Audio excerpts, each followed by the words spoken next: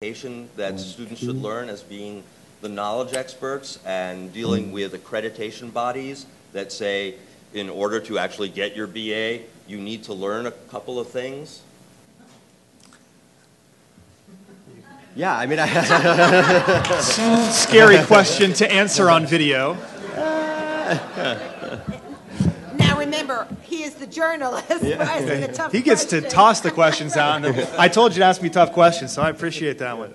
I mean, my answer is that I think a lot of things are going to happen. You're going to see new forms of education emerge. I think online self-directed is going to be big, especially for specific skill sets. We see a lot of that in our world where I'm an engineer, I need a new language I need to learn, I don't need to go back to college. I think that will grow and expand to be much bigger in the kind of areas that have traditionally been higher ed focused. I think there is a real value to the community that is existing in the institution for a lot of students in the learning process. And that engagement requires students, and the live engagement is today far surpasses what you can do in terms of interactivity online. So I think there's going to be a place for that. But I do think the days of memorize these 50 things and write them down on a test are gone. And this technology and the students are going to drive us to types of education, types of formats within the university, types of courses that are different.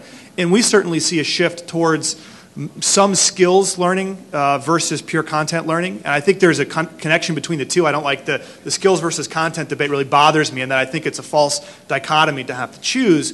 But the concept that you need to learn information but not learn how to apply skill sets to those sets of information really doesn't reflect the world that students graduate and go into. And so it's going to have to change to give students the skills they need to, to function in the world that exists outside the walls of the institution.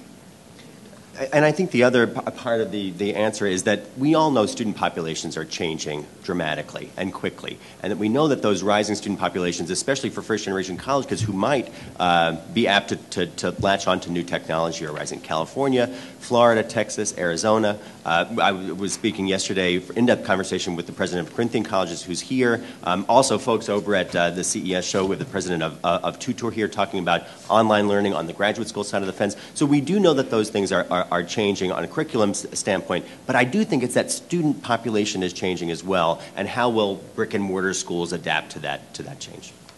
Okay.